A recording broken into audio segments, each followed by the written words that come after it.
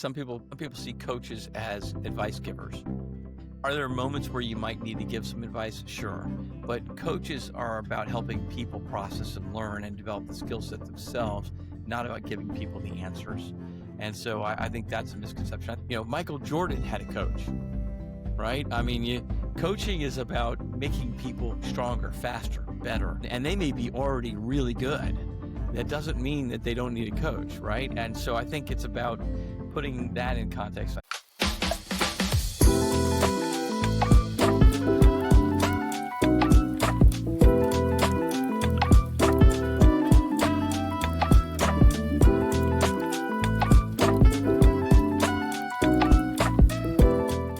In the coaching and consulting world, everyone talks about success, but few talk about what it really takes to get there.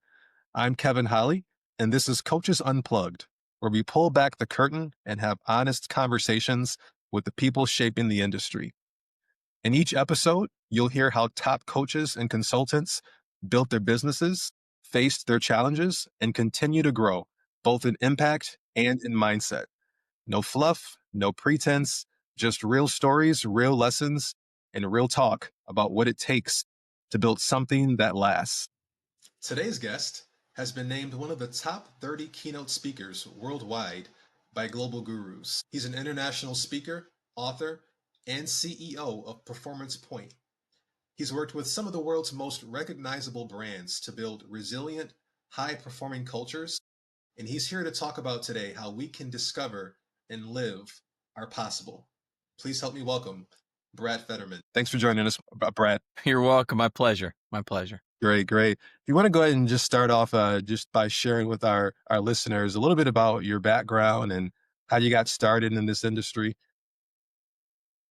I've always been connected to the idea of people and performance. And even when I was young, I actually veered towards psychology. And so when I got to college, it was really about how do I do this in the real world? And I had two choices. One was to go down the mental health route, and the other one was to go down kind of organizational development, management development kind of route. And I looked at the two, and one dealt with trying to make sure that people who were struggling or had real problems in their life didn't get worse, right? And the other one focused more on helping people who are already doing some decent things get better. And for me, and this is an ownership choice for me, I was really intrigued by the latter rather than the former, right? I wanted to work with people that were making a choice that they wanted to be better, and organizations that wanted to be better. I'll give you a great example. I worked for years with Hilton, and one of my contacts there, I said, you guys are a great company. You're doing great things. Why sign up and do all this work with us? And my contact said something really interesting. He said, because even though we're good, the moment we get complacent and comfortable is the moment we will no longer be the best. And I need people like you who are going to help us continually raise our game. And I love playing in that arena, right? I don't mind helping people who are struggling figure things out. That's fun. But I really love taking people who are good and making them great. And I love doing that with companies as well. That's awesome. And you've been doing this for 30 years, correct? Yeah, I have. I started with Accenture. I got my undergrad at University of Maryland. I got my master's at Vandy. So go Terps, go Commodores. I'm going to support you all the way. And then I started off with Accenture in their change management area and cut my teeth there, and then moved internally for a long time until I went back out and became a consultant. And so I've worked inside companies. I've worked outside of companies to help organizations. I've seen both sides of that fence, and I've worked in operations as well as human resources, sales as well as human resources. So I've got a good business perspective and background that a lot of HR folks don't typically bring with them. And that's helped me a lot. Right, if you don't mind, if you can just share a little bit about your role and how it fits into the bigger picture at Performance Point. Wow. So I'm the founder of the company. I actually came to found the company after spending years inside other companies. And really, I see my role in a couple of different ways. One is I'll never give up client connections, because I think,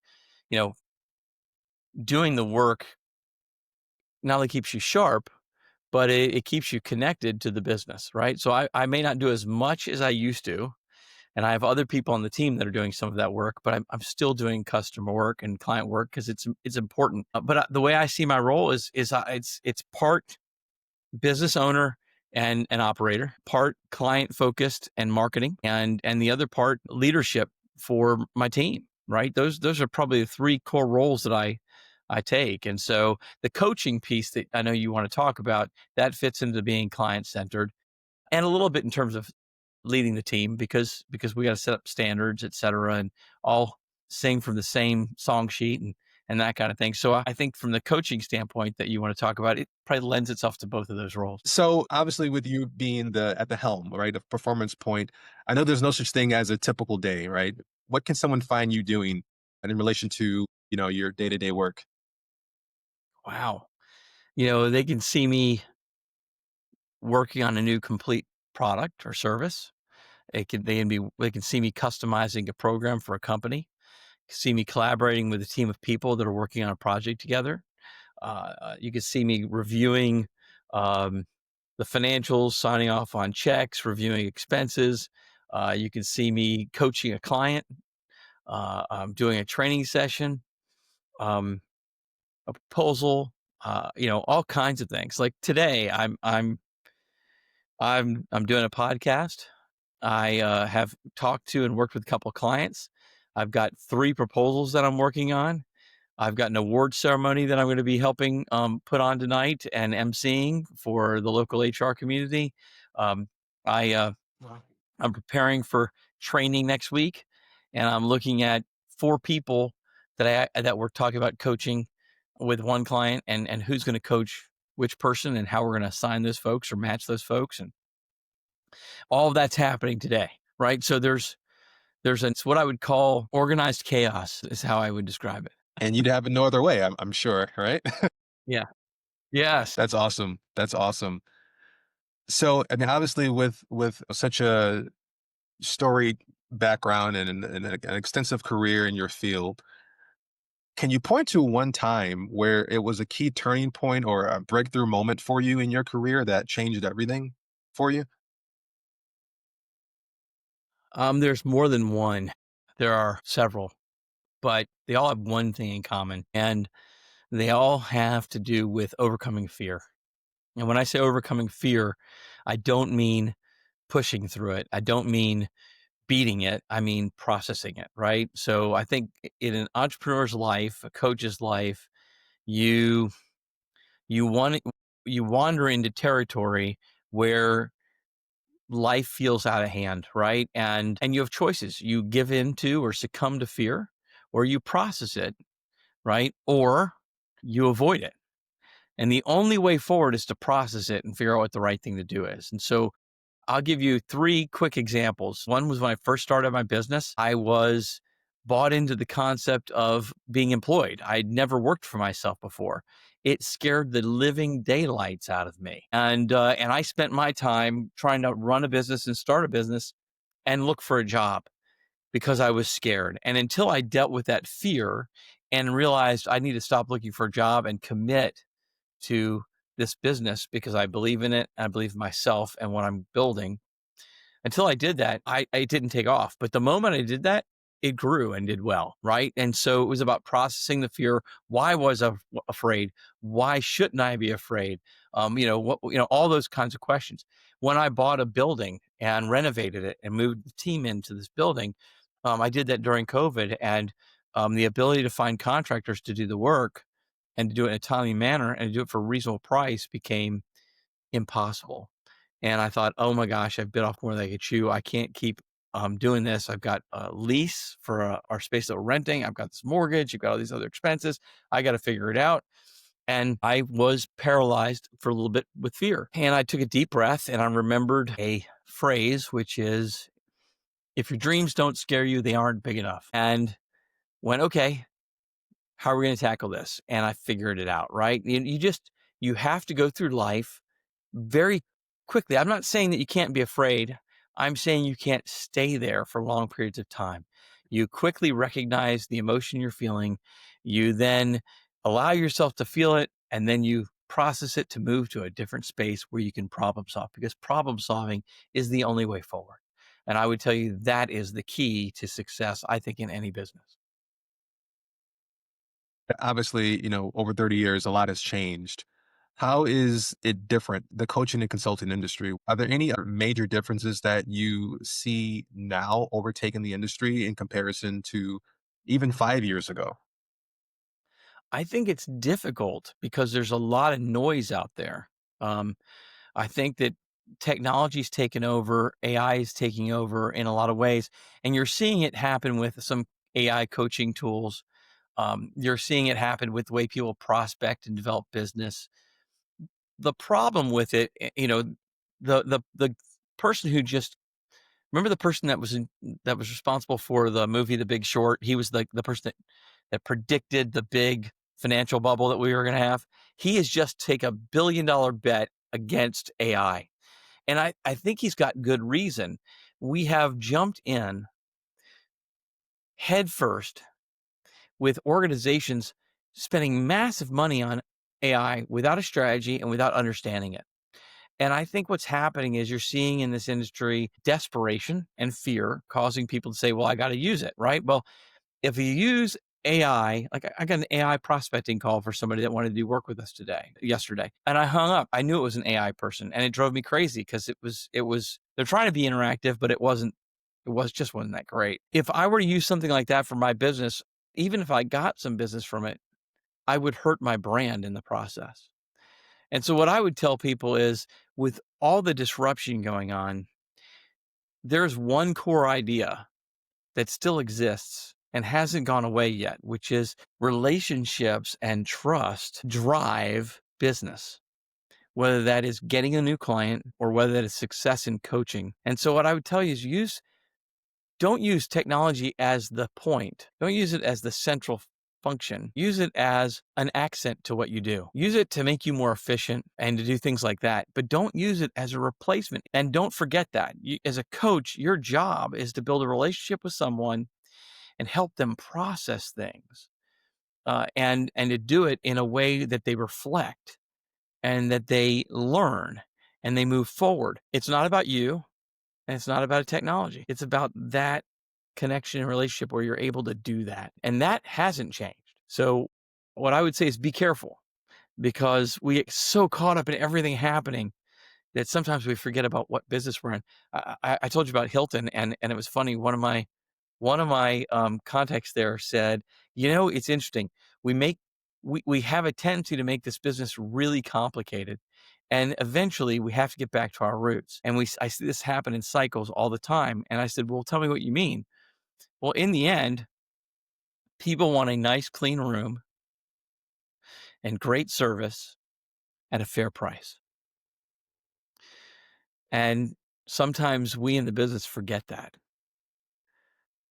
So I would say, don't forget what your business is about. Keep the main thing, right? As I heard someone else put it plainly, Yeah, no matter what's going on around you, always stay focused on what the main thing is and keep that the main thing. So, very, very well stated.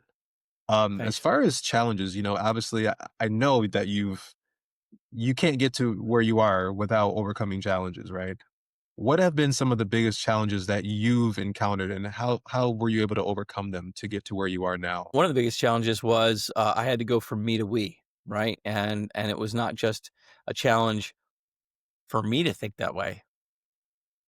It's a challenge for employees to think that way, team members to think that way. It's a challenge for clients to think that way. When they get so used to one person, it's really hard to say, "Hey, it's more than me," right? And for them to understand that. So I think that was one of the biggest challenges we faced. The second biggest challenge, I think, is um, starting to move to where you can scale things, right? So we have a process that we use for coaching, and each one of us who coaches here follows that process. Do we put our own little spin on it? Yes.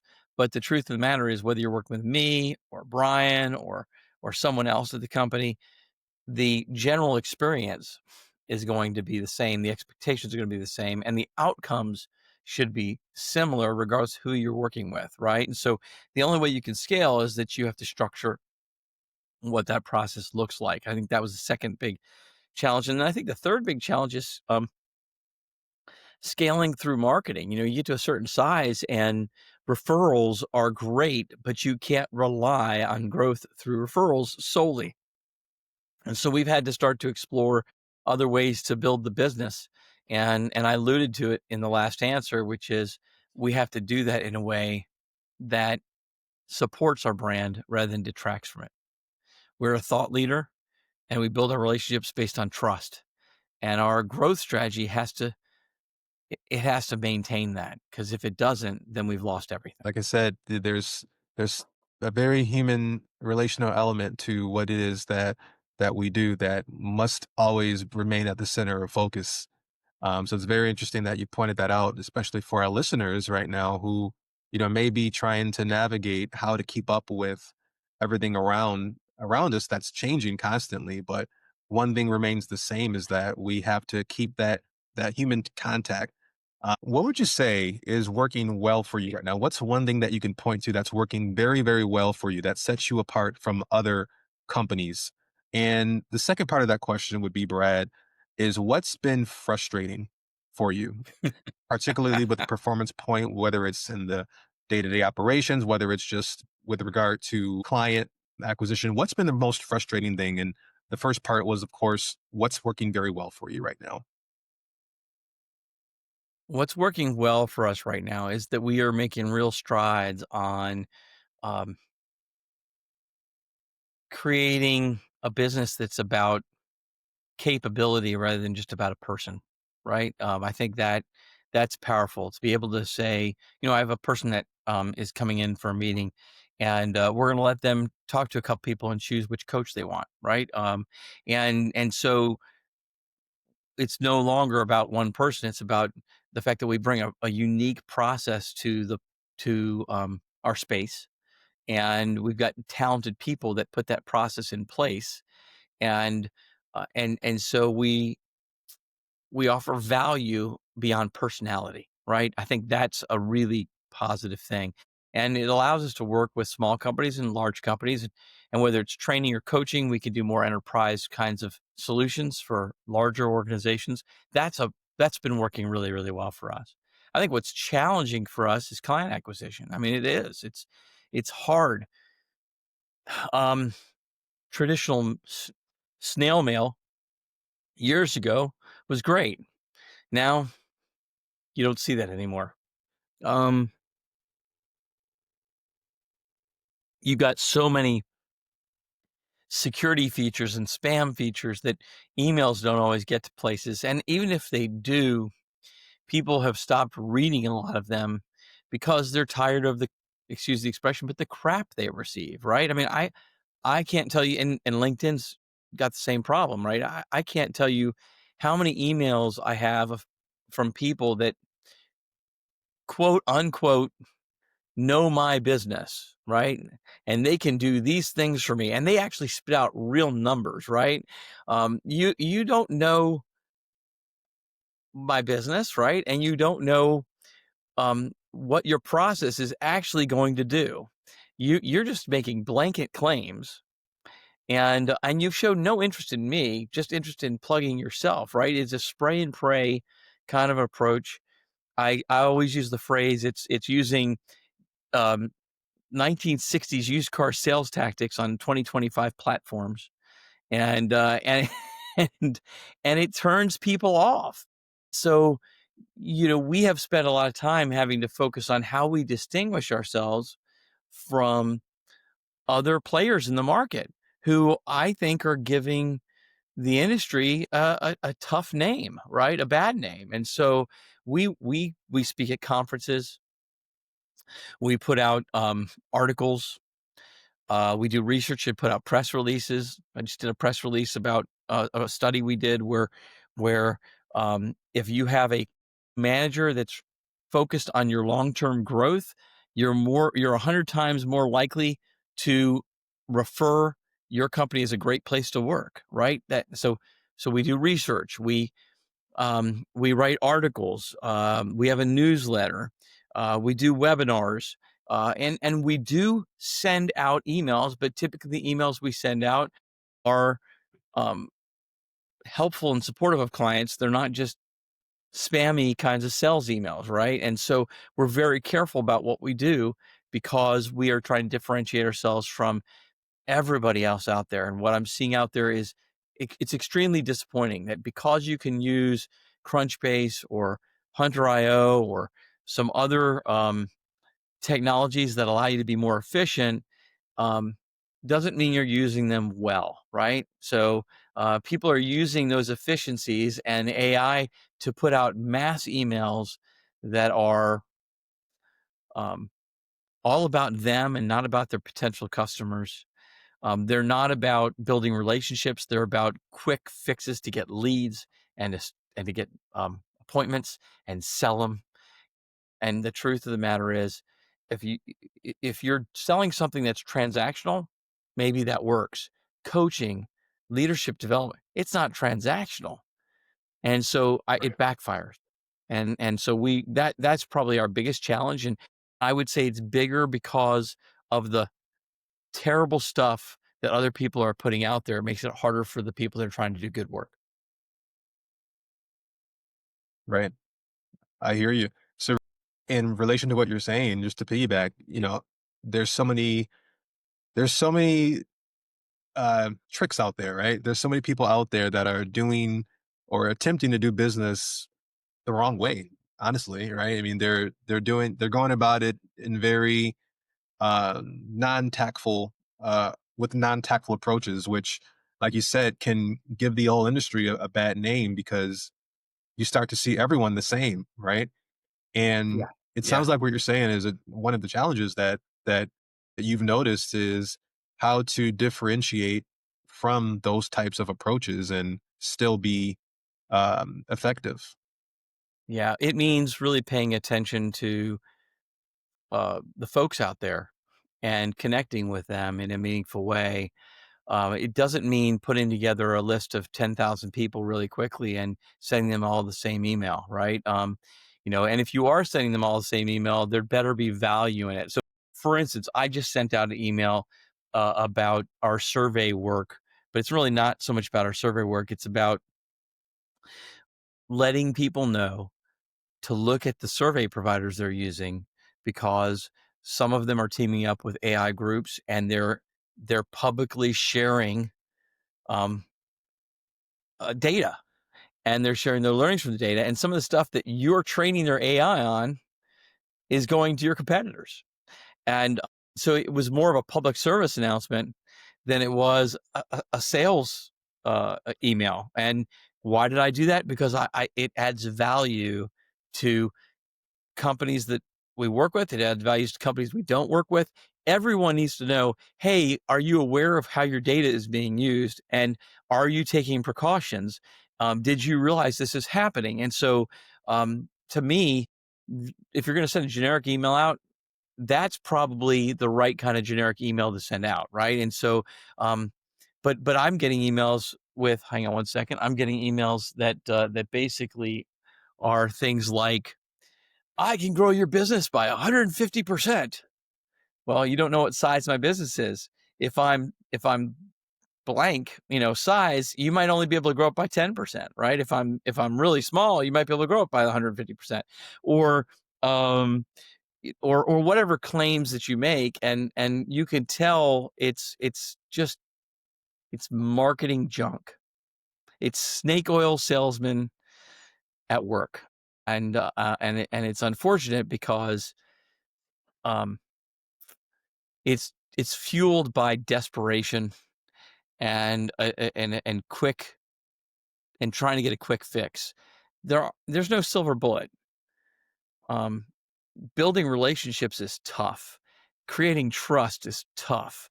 Becoming a trusted advisor is difficult, and it takes work, and it takes an investment. It takes your time.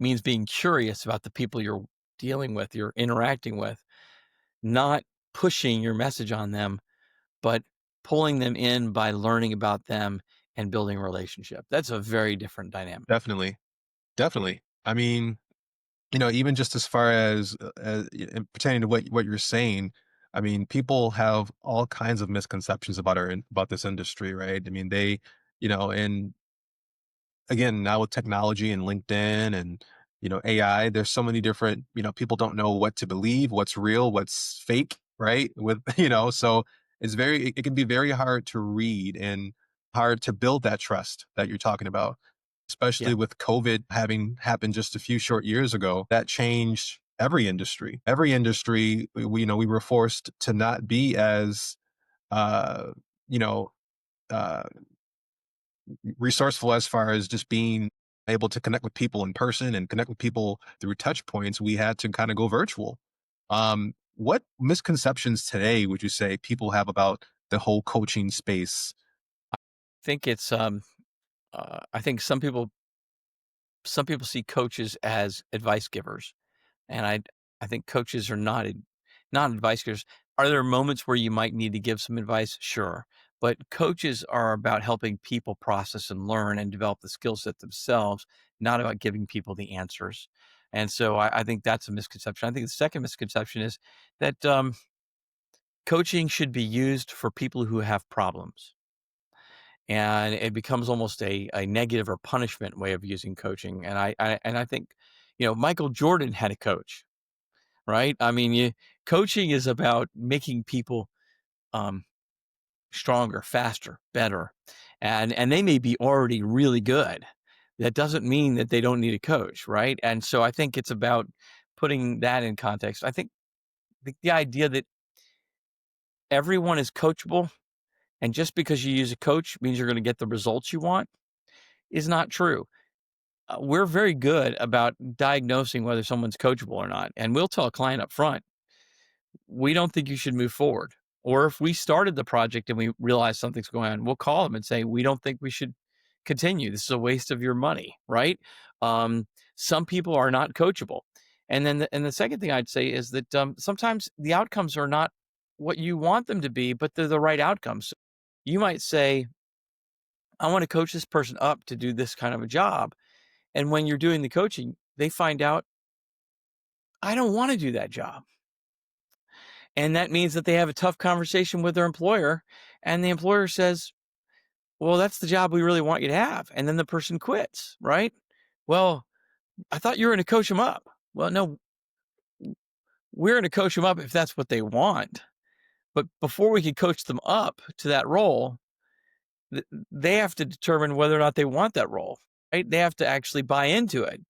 And they didn't do that. And so sometimes, sometimes you get different outcomes than what you anticipate. And I think you have to be prepared for that, because when people process things, when they reflect and they learn, you don't know what direction they're going to take, right? And just because it's different doesn't mean it's wrong. And the truth of the matter is, we probably sped something up that was going to happen anyway.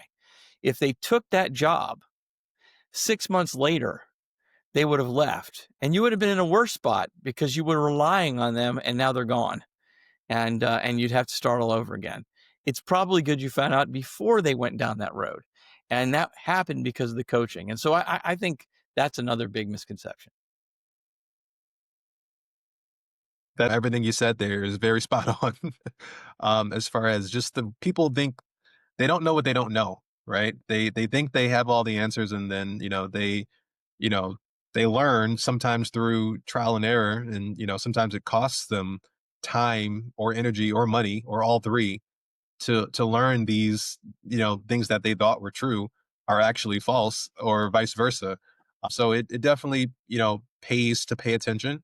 One of the reasons why obviously our listeners are going to get so much value out of this conversation, being that one of the industry experts is literally telling our listeners where to avoid the pitfalls, and what where to navigate and what to watch out for. So very, very interesting insight there.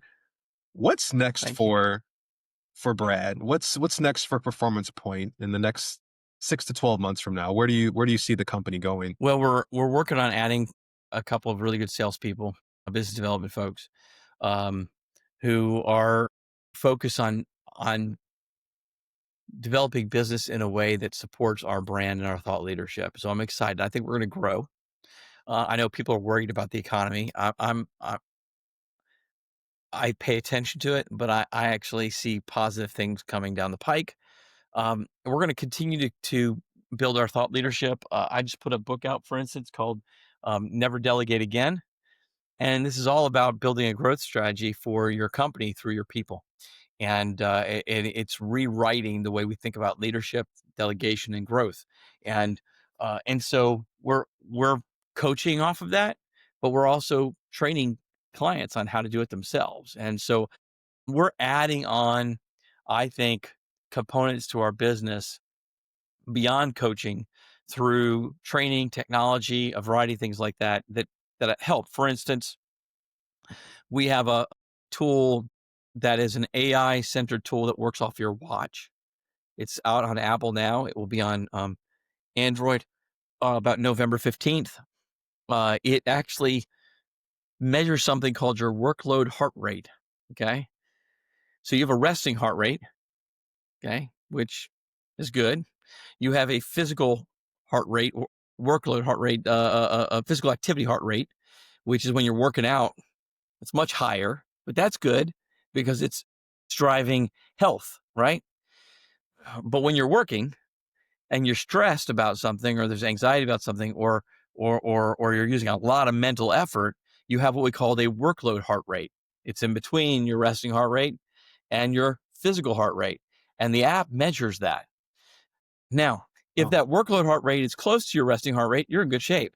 If your workload heart rate is high, um, it actually decreases your health, leads to stress, burnout, exhaustion, and reduces your life longevity, how long you live, right? Increases things like heart disease, et cetera. And so we're using that as a cue to be able to help people understand when they're struggling with mental exhaustion and workload and that kind of thing, and what kind of tweaks they can make. And we have coaches that are starting to use it to work with their coachees. And it's actually great because it's a biometric tool. You're not relying on, well, I think this or that. You're seeing it, and you can, and it hooks up to your calendars, so you can see it and see what was going on and why it was happening. And all of a sudden, you're going, wow, oh my gosh, I didn't realize that had that kind of an impact on me. I need to talk to my coach about this, right? And we're seeing people make some significant life changes, so that they have more energy at the end of the day. They're not burning out. They're better with their patients, or they're better with their customers, et cetera, that kind of thing. It's really a powerful kind of a tool. So we're working around things, working with things like that. We actually have an AI kind of coach, if you will. I don't call it a real coach, but it sits in on your hybrid and remote meetings, where it watches for. We actually take your values and your winning behaviors, your cultural attributes, and we upload it to the system, train the AI system on your culture, and then it watches your meetings and it gives you feedback as to where you're living up to your culture and where you could live up to your culture better and what you could do to better live up to that culture. And it's not the same thing as a that sounds coach where awesome. they're having you think through things, but it's watching you and it's providing you feedback that you don't normally get, in situations and areas where you don't normally get it, right? So I would say you're seeing us adopt technology in ways to support coaching and ways to support our training efforts, not replace it. Does that make sense? Absolutely. Yeah. Absolutely. And by the way, you mentioned your book, Never Delegate Again. Where can our listeners find that book? Oh, they can get that book at Amazon, Barnes and Noble. I think it's on Target and Walmart. Basically, anywhere online. Some bookstores are holding it. Some bookstores won't have it, but you can get it online. Pretty much almost any major bookseller. Um, and what I love, you know coaching, so you probably know this person. All right, I'm going to say a title to you. You know Marshall Goldsmith. Yeah. All right. So Marshall Goldsmith is um, listed as, I think, one of the top 50 thinkers in the world, and I think he may be listed um, as the top executive coach worldwide. He's got multiple bestsellers like Triggers and What Got You Here Won't Get You There. And I sent him a request to do a praise quote. I didn't know him very well, very nice guy, but I wanted to reach out and I sent him my manuscript because he said, "Send me your manuscript. Let me look at it." And he read it, and he came back and said, "I'll write your foreword."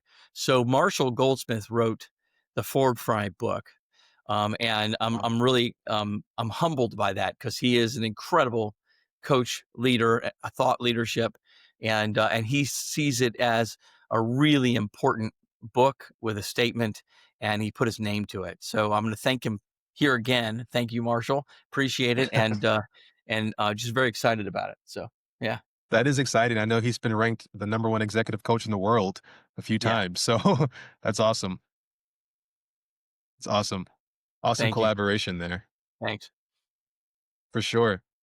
As far as the, you've obviously given a lot of great value, as I mentioned before.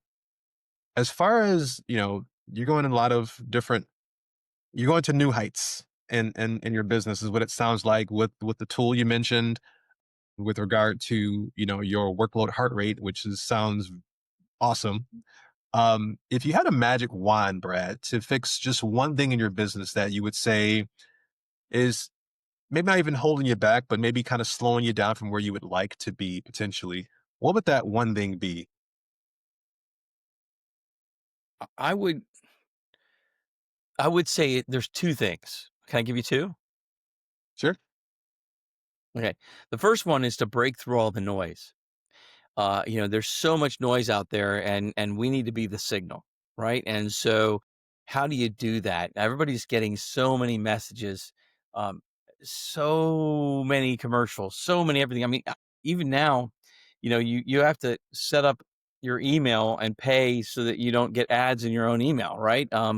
It's amazing. I had somebody somehow put an appointment on my calendar without me asking for it and saying yes to it, right? So, your people feel violated. And so I think breaking through that noise as a trusted source, I think anything I could do to do more of that would be great. That's the first thing. I think that's huge, um, and important. And so I would say that's the first thing that I would want to do. The second thing I would say is I want to break through traditionalism, right? So if you think about the next 10 years in the workplace, you're going to experience what was equivalent to the last 100 years of change in 10 years. Compact, compressed. Yeah. We are in a different world. We've got remote, hybrid, all kinds of things going on. Technology that's networked that no longer is about hierarchy, but it's about relationships. Everything in our world has shifted and changed. And yet we're still using old models. One of the reasons I wrote this book is, do you know the most common model still used today for delegation? Do you What's do you that? do you know what it is? It's No. called the Eisenhower matrix. It's called the Eisenhower matrix, and if you know anything about history, that means it was our president, Eisenhower, that built the model, created the model. And he built it in 1940s, in the 1940s, and he published it in the 1980s when farmers and stenographers were the most common job. And yet people are still using it. And I'll tell you what the model says. The model says, um, if it's important and urgent, you should do it yourself. Now that made sense when the world was simple, when a farmer knew the whole business. But now you go to farms and they're modifying crops and they've got biotechnology, and a farmer doesn't know all that kind of stuff. They're relying on Right. scientists to do a lot of that work, right? It also says that if it's unimportant, and this is really powerful, unimportant and urgent, you should delegate that to other people. So basically what it's telling you is send your people a signal that you don't trust them, you won't develop them because you're going to give them unimportant work that has to be done right away. And that's the problem I see is people are so interested in benchmarks that they're using models from the 1980s, from the 1970s, from the 1940s, and the world is a different place. And then they wonder why things don't work. The average change effort fails between 71% and 90% of the time, or falls short because we use change management tools that are no longer relevant. And people hold on to traditionalism and models and brand names that they They know because there's comfort in it. And what they don't realize is they're killing themselves slowly by doing that. You need to work with organizations, and not even, it doesn't have to be ours, but work with organizations that are thinking about what today's workplace looks like. And they have models that represent what's happening now that will help you move forward today and in the future, not look backwards, because those days are gone and they're not coming back. That's what I would tell you. I would have to agree. I would have to agree. Nothing is, they say history repeats itself, but that doesn't mean that we're going backwards. So we have to stay, which kind of ties into another question, which would be how you are evolving to stay relevant and innovative, which it sounds like you answered that beautifully just now. So that's really awesome. One Thanks. of the last questions here for you, Brad. What advice would you have for, now, mind you, you've shared a numerous amount of advice so far, but what advice would you have if you had one last final statement for our listeners who maybe we have, newer or evolving coaches who are listening, or even seasoned coaches who are, listening to this podcast, who maybe are going through a struggle of their own, trying to overcome it, trying to navigate, the changes in society and technology and the political climate and what have you. What advice would you have for those listeners? So I'd give them two things. One is learn every day. The moment you're comfortable is the moment you become irrelevant. You have to become comfortable being uncomfortable every single day.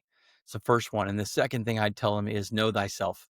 The truth of the matter is, um, you, some people try and fix things that are unfixable, right? If I love coaching, but I don't like business development, become a coach for other companies, but don't open up your own business and try and grow your own business, right? You're never going to solve a problem when you're trying to put a square peg in a round hole. And I think a lot of people don't think about that. They think I'm going to open up a coaching business and I'm going to coach all the time. And the truth of the matter is you're invoicing, you're doing collections. You have to fix the website. You have to do marketing material.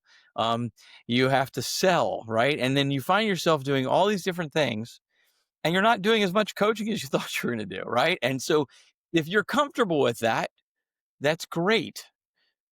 But if what you really love and what you only want to do is to coach people, then work with two, three, four different companies and be a coach for them. And when they have coaching jobs, they'll contract it out to you and you're doing what you love and they're benefiting from it as well. So I would just say know who you are, what you want to do. I've seen so many people open up their doors and struggle for a year, 2 years. The best story I can give is I spoke to somebody last night and she opened up her doors for 2 weeks. And she said, I knew in 2 weeks, this was not what I wanted to do. Right. And she thought she wanted to be the entrepreneur. She wanted to have her own coaching business. In 2 weeks, she figured out, and I'm going to commend her for it. She did it fast. Right. I don't want to do this. And I think too many people spend a year or 2 years, they go into debt, they do all kinds of things, figuring out it's not for them. And I'm not telling people don't open up your own business. I'm not telling people don't create a coaching business. I'm telling people do what's right for you. If it's right for you, then great. If it's not right for you, then don't. But know it either before you start, and you can do work to figure that out, or if you're going to start, figure it out quickly before you waste too much time. I think that's the big one for people. Brad, where can listeners connect with you? You have your LinkedIn, of course. Where can leaders, and you have your book, Never Delegate Again, which is at Amazon.com, Barnes and Noble, and any other uh, store that does sell books and podcasts. Where else can listeners connect with you and keep up with your latest trainings and insights? They can go to performancepointllc.com, and that's our website. They can go to bradfederman.com, which is really focused more on my speaking business, which is another one. And you know what? If you got a LinkedIn and you connect with me, I will respond. I promise you that. I love the idea that social media is social. I think it should be. So I do respond. I will do that. And look, you can always on our website, you can use the contact form, or I believe some of the information in terms of our phone number and our email are on there, and you can reach me that way as well. So, and I'm happy to respond. Again, I'm I'm a big believer in relationships. It's even if you don't have work for us, I don't care. Let's talk. Let's connect. And you know what? You never know what's gonna happen. I had somebody call me the other day, and they said, "Are you still doing this work?" And I said, "Yes." And they said they had talked. We had kept up with each other online, but we had talked in 10 years, but we had built a relationship. And he said, "Good. I need that work done, and I want to go to somebody I trust. And you're at the top of the list." 10 years later, I get the phone call, right? I if 10 I do years. good work if I do good work, I treat people well, and there's trust, I believe in karma, right? That's kinda what it boils down to. You earn it, and you never know when it's gonna come by your doorway, and that's okay. So, um, again, if you liked what you heard, if you wanna know more, if you're interested in building a relationship, I'm here. Beautiful. Thank you so much for that, Brad. We definitely appreciate that. All of our listeners certainly appreciate all of the insight and the value that you provided today. It's been awesome. Been a pleasure speaking with you today. And to our listeners, thank you for listening as well, for being a part of a conversation that's redefining what it means to grow, lead, and create impact. If today's episode resonated, share it, follow along, and keep the energy moving forward. Because the future of coaching and consulting isn't written by chance, it's written by those willing to evolve. I'm Kevin Holly, and until next time, keep building something extraordinary.